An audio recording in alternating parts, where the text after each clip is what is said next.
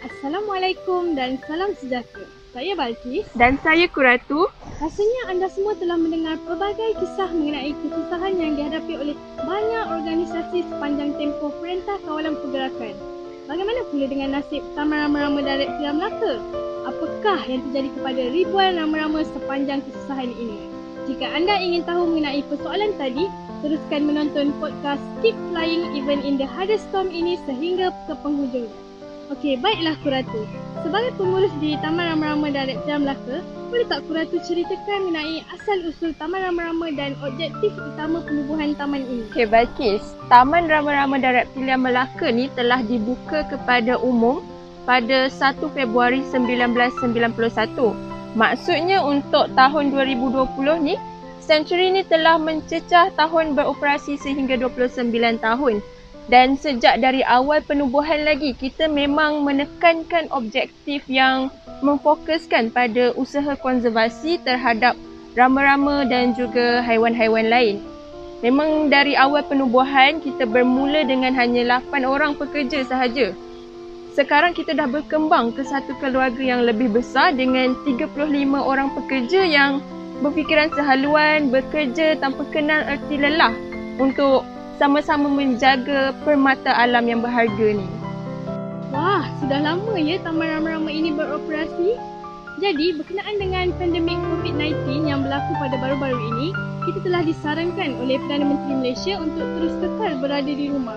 Jadi, untuk tempat pelancongan seperti Taman Rama-Rama Darat Pilihan Melaka sudah tentu terkesan. Apakah impak yang paling besar yang dihadapi sepanjang kesusahan tersebut? Memang sangat terkesan, Balkis. Perintah Kawalan Pergerakan ni telah menjadikan situasi di Taman Rama-Rama Darat Pilihan Melaka ni sangat menyedihkan. Pasukan kita musnah kesan daripada Perintah Kawalan Pergerakan yang ketat yang telah dikuasakan oleh kerajaan pada 18 Mac yang lalu. Tapi kita tahu sebenarnya PKP ni dikuatkuasakan untuk memutuskan rantaian wabak yang menakutkan dan telah meragut banyak nyawa ni. Sepanjang tempoh tersebut, banyak kaki tangan kita terpaksa kekal berada di rumah dan tidak dapat hadir bekerja. Kebanyakan dari mereka disebabkan larangan merentas negeri dan ada juga larangan daripada ahli keluarga. Ni kerana mereka risaukan keselamatan kaki tangan kita kerana pada masa tu perkhidmatan pengurusan hidupan liar masih belum disenaraikan di bawah perkhidmatan Perlu. Dan keadaan tu juga sangat memberi kesan kepada kaki tangan yang dapat hadir bekerja kerana mereka sendiri perlu menghadapi beberapa sekatan jalan raya ketika hadir dan balik bekerja. Keadaan memang sangat menekan sehingga kita hanya tinggal seorang saja pekerja di dalam makmal. Bayangkan Balkis, kita terpaksa menutup Century kita untuk sementara di saat negara kita dalam pertempuran yang serius dengan COVID-19. Satu-satunya sumber pendapatan kita di sini telah pun hilang. Sedangkan dalam masa yang sama kita terpaksa menjaga kebajikan hidupan liar yang ada di sini. Bayangkan satu Century yang setiap hari sepanjang 29 tahun beroperasi, tiba-tiba disebabkan pandemik ni kita terpaksa ditutup sementara untuk semua pelancong. Tak dapat digambarkan perasaan semua kaki tangan kita pada masa tu, Balkis. Jadi, hanya seorang pekerja makmal sahaja yang tinggal? Macam mana dengan nasib semua rama-rama yang dibiarkan? Ya, Balkis, memang hanya seorang sahaja kaki tangan kita yang tinggal di dalam makmal pembiakan. Memang pada saat tu kita bagaikan hilang hala tuju. Telur rama-rama dibiarkan tidak dikutip dan pokok perumah tidak dapat diuruskan dengan sempurna, menjadikan daun-daun mengering dengan cepat dan ulat beluncur sendiri kekurangan sumber makanan. Sedangkan kita sendiri pun tahu ulat beluncas ni memerlukan makanan yang mencukupi untuk terus hidup dan tidak dapat bertahan walaupun sehari tanpa makanan. Pelbagai cara telah kita lakukan pada masa tu untuk keluar daripada kesusahan ni, Balkis. Termasuklah kita memindahkan ribuan ulat beluncas ke dalam pejabat untuk diuruskan sendiri oleh pengarah kita di sini. Tapi nasib mungkin tak menyebelahi kita pada masa tu. Di saat kita rasa pandemik COVID-19 ni telah ke kemuncak dan dirasakan negara kita Malaysia mungkin tidak dapat pulih daripada pandemik ni dalam jangka masa yang pendek. Satu keputusan yang sangat menyakitkan terpaksa kita lakukan, Balkis. Kita terpaksa melupuskan lebih 3,000 ulat beluncas yang telah dibiakkan di sini.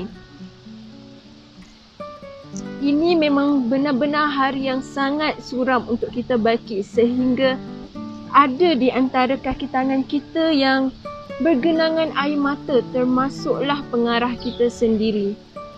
Ini bukanlah satu norma yang biasa bagi kita. Bayangkan sepanjang hari, sepanjang 29 tahun kita sentiasa gigih menyelidik dan membiak rama-rama, dan sekelip mata dalam tempoh satu hari kita terpaksa melupuskan kesemua rama-rama tersebut. Sedangkan ada di antara rama-rama tersebut adalah genetik daripada 10 tahun yang lalu. Kesiannya, saya seperti dapat merasakan kesusahan dan kepayahan pada masa tersebut. Tak pernah saya bayangkan sebuah tempohari yang telah beroperasi selama 29 tahun telah musnah akibat PKP tempoh hari. Tak pernah saya terfikirkan semua ulat beluncas tersebut akan dihapuskan dengan perasaan yang sangat sayu.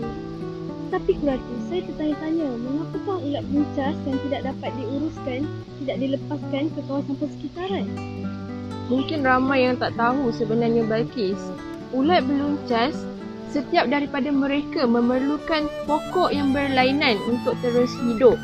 Dan di luar sana, tidak semua pokok perumah dapat dijumpai. Sedangkan kaki tangan kita di dalam Taman Rama-Rama Darat Pilihan Melaka telah menanam dan menjaga sendiri pokok-pokok perumah tersebut. Dan dalam masa yang sama, ulat-ulat beluncas tersebut dibiarkan di dalam satu persekitaran yang sangat bersih di dalam makmal. Dan jika dilepaskan ke alam sekitar dalam skala yang besar, seperti yang saya katakan lebih daripada 3,000 ulat beluncas, kemungkinan untuk mereka dapat terus hidup adalah sangat rendah kerana kekurangan tumbuh pokok perumah, dan juga kerana mereka mungkin juga akan memberi kesan yang negatif kepada alam sekitar kita. Saya rasa sangat simpati dengan kesemua nasib ulat beluncas tu. Tadi, Suratu ada menyebutkan tentang kehilangan satu-satunya sumber pendapatan di Taman Rama-Rama Darat Pilihan Melaka. Jadi, apakah yang dilakukan untuk menangani hal ini? Memang kita kehilangan hala tuju pada masa tu, Balkis. Pelupusan ribuan ulat beluncas memberikan kesan yang sangat mendalam untuk kita semua di sini. Tapi kita tidak pernah mengalah. Kita mencari pelbagai cara untuk selesaikan masalah ni, dan akhirnya kita menemui jalan keluar dengan adanya program adopsi kepompong rama-rama. Untuk pertama kalinya dalam 29 tahun, kita dengan tulus memohon bantuan semua masyarakat di luar sana untuk membantu kita menghadapi krisis ni. Kita menyediakan kepompong rama-rama yang berharga untuk diadopsi oleh masyarakat di luar sana, dan kesemua daripada mereka dibiakkan dengan penuh teliti di dalam makmal pembiakan kita di sini.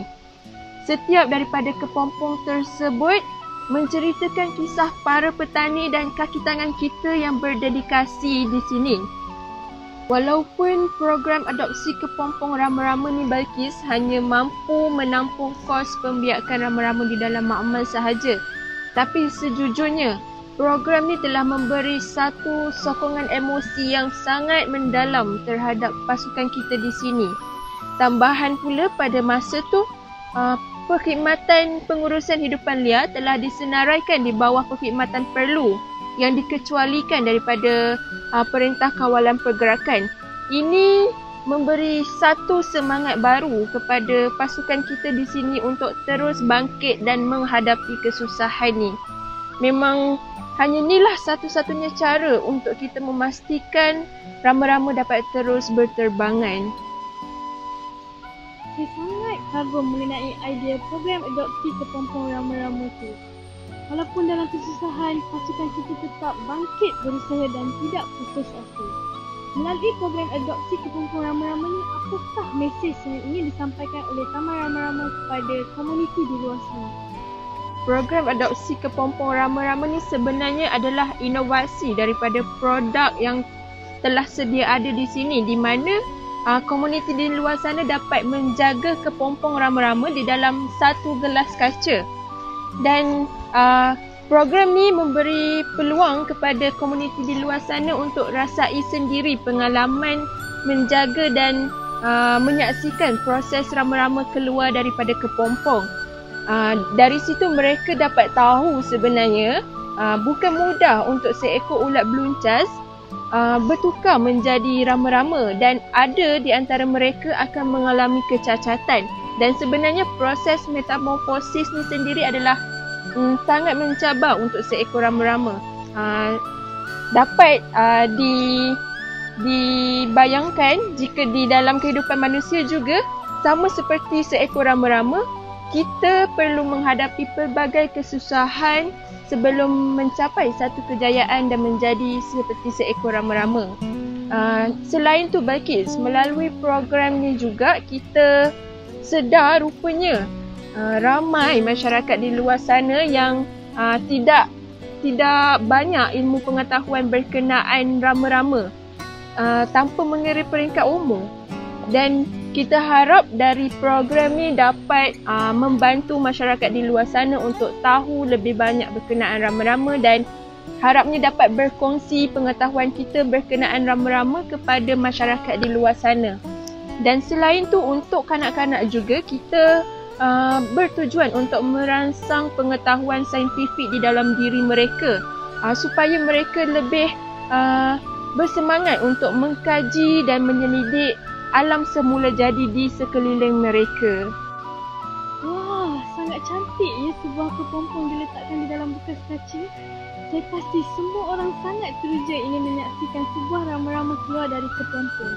Tetapi mengapakah Taman Rama-Rama memilih untuk menggunakan bekas kaca yang sudah tentu menelan kos yang agak tinggi berbanding dengan bekas plastik?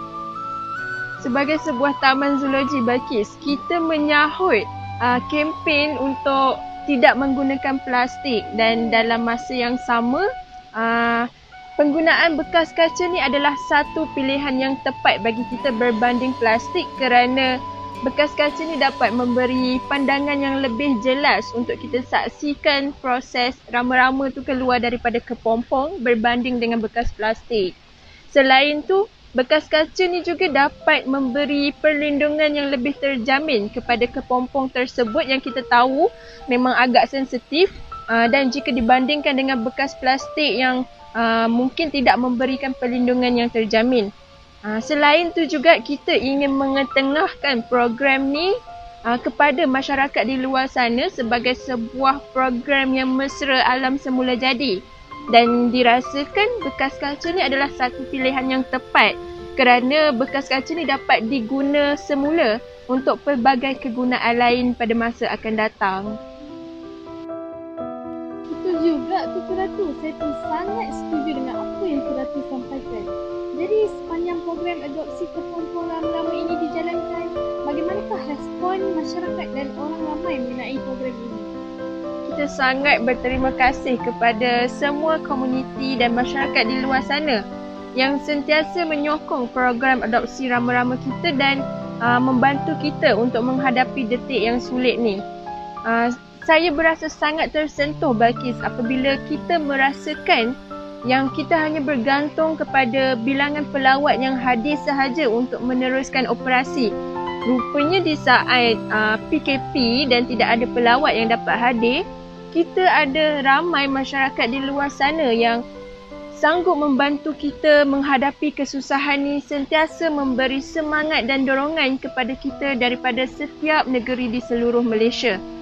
Dan kita berasa sangat terhutang budi dengan semua komuniti di Malaysia. Jadi pada pembukaan semula Taman Rama-Rama dan Reptilian Melaka kepada umum pada 20 Jun yang lalu, kita telah mengumumkan kemasukan secara percuma kepada semua rakyat Malaysia sebagai tanda terima kasih kita kepada semua. Dan di saat ni Balkis, kita sendiri sedar bahawa selama ni kita hanya membiak dan menyelidik rama-rama setiap masa tanpa mengenal erti lelah. Rupanya di saat kejatuhan dan kesusahan ni, rama-rama lah juga yang membantu kita untuk kembali bangkit dan terus bertahan sehingga sekarang.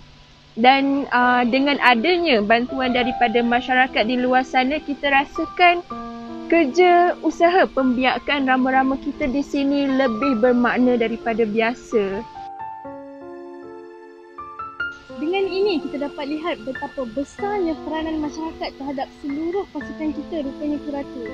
Jadi berdasarkan apa yang Kuratu sampaikan, sememangnya pandemik COVID-19 ini memberi tekanan kepada seluruh pasukan kita dan organisasi lain di luar sana.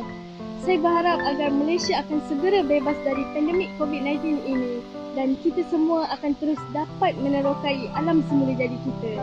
Itu saja dari kami. Terima kasih kerana menonton. Thank you for flying with us.